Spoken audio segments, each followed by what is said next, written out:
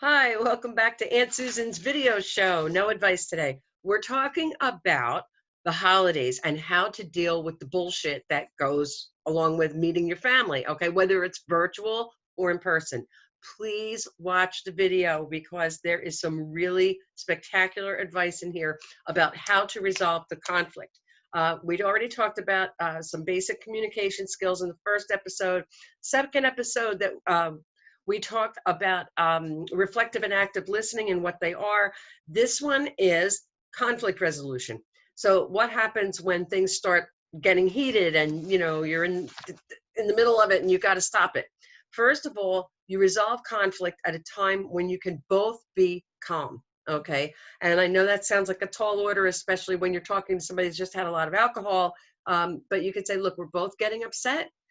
Let's let this sit for 5 minutes, or let's let it go. Okay. You can, when you start getting upset, that's when it all hits the fan. So we don't want that to happen. Number two, we talked about this in the last episode. Watch your tone. Okay. The way you say something is going to be key to how it's perceived. So you don't want to be the psycho bitch, okay? Right? You just, hey, you know what? We're getting a little heated here. Why don't we just calm it down? Be very reasonable, okay? Um, Always, and we talked about this in the first episode, always practice the golden rule.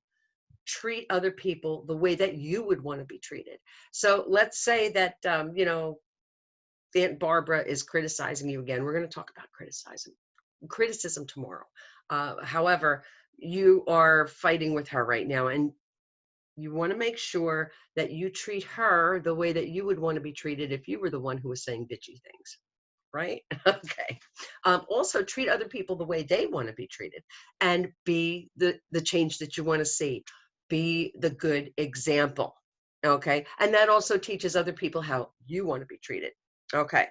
Um, and again, just like we said in the first episode, now is a great time to walk a mile in their moccasins. What is causing this? Okay.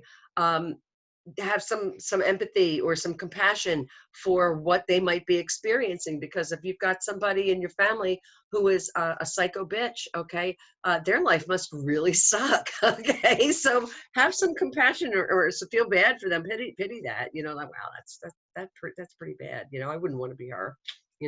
That's one of the things that's going to help you be calm, okay, is by having some compassion. Okay, now let's get into the guts of it. Don't cast blame. It's her fault, it's his fault, it's whatever, it doesn't matter. Okay. You want to solve the problem. That's the focus, is problem solving. Okay. Forget about who's at fault. You can worry about who knocked over the soup tureen later and why that happened. Don't be yelling at your mom about why'd you put it there. Okay. Forget about that. That's not helping. Let's clean up the gravy. Okay. Um, Listen to somebody else first and pay attention. Don't be formulating your own response, okay? Listen to what they're saying. So Aunt Barbara is saying, I really disagree with you. I really think that we should be using giblets for the turkey, okay, for the gravy. I mean, why would you possibly think that it's okay to put a package in there? And you could listen to what they say. Okay, and here's your active listening and your reflective listening that we talked about in the last episode. Wow, Aunt Barbara, it sounds like you really feel passionately about putting giblets into the gravy. Okay, you're reflecting back, listen to what she's saying and reflect it back. And then you can add your own opinion. And then you can say, I totally get where you're coming from. It probably, agree with her. It probably does taste better, but you know what? Using the package is a lot faster. That's why I do it.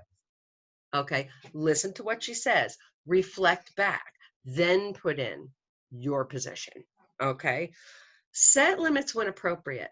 Okay, so when Uncle Joe has had too much to drink and he starts arguing with your dad, you can, it's hard to know sometimes when it's appropriate.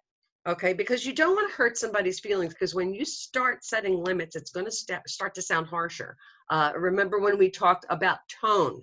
Okay, the limit setting formula that I use is the XYZ formula. When you do X, I feel Y, and I'd like Z.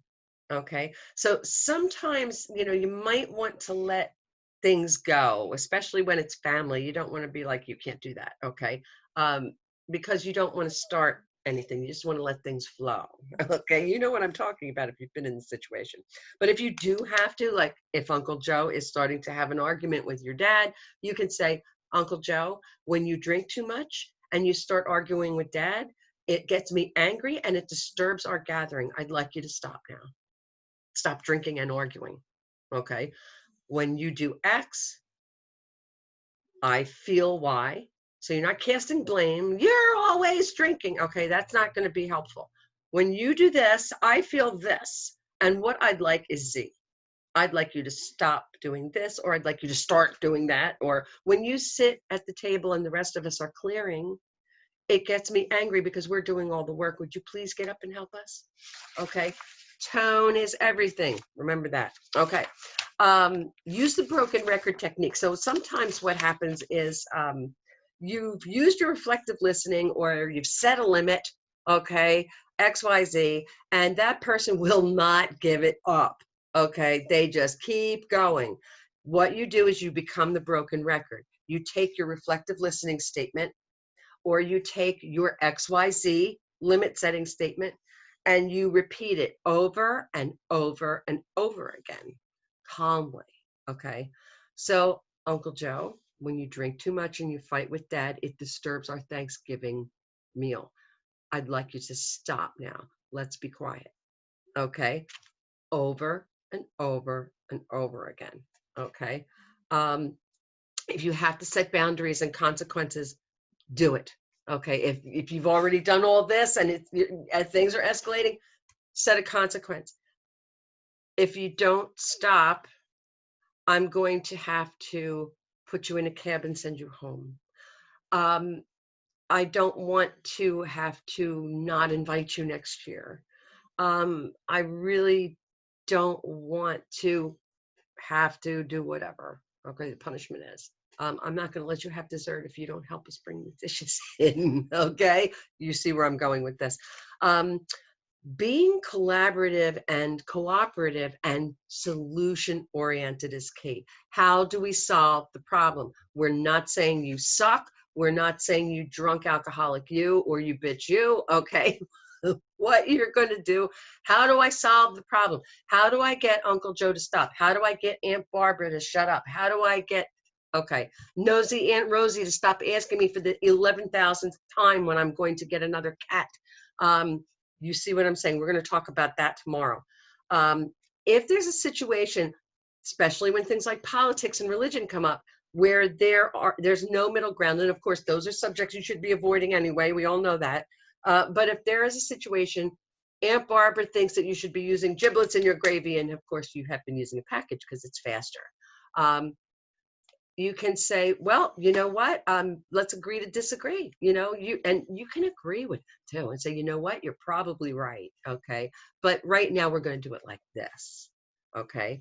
Um, make sure too that you do kick the toxic people out of your life. I mean, sometimes you can't help, but you have to have grandma over and grandma just stirs the pot. Okay.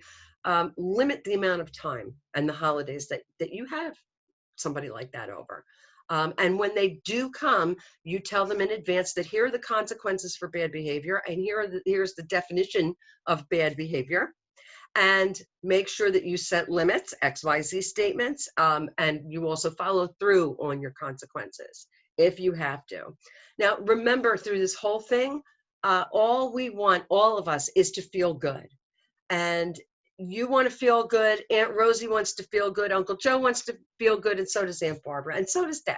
Okay. So let's see what we can do so that as many people as possible can feel good. Okay. Without getting bitchy. Okay. And that's what this is all about. This is how you can diffuse situations using reflective listening and communicating and setting limits and setting consequences when need be, without being bitchy, okay? Being calm. And this takes practice. So I want you to practice. Thank you for watching. And there is a commercial, so don't hang up yet. www.thequietzonecoaching.com. I actually have a one-time course that you can take with all this information, and I help you to apply it to what's going on in your life. www.thequietzonecoaching.com. I got something for everyone. Don't be afraid of coaching because of what it costs or what you think it is. It may not be what you think it is. I help working women overcome stress and take frustration and turn it into satisfaction, and make their lives feel better. Okay, because that's all we want, is to feel good, right? I will talk to you tomorrow. Have a wonderful, awesome, amazing day. Thanks for watching.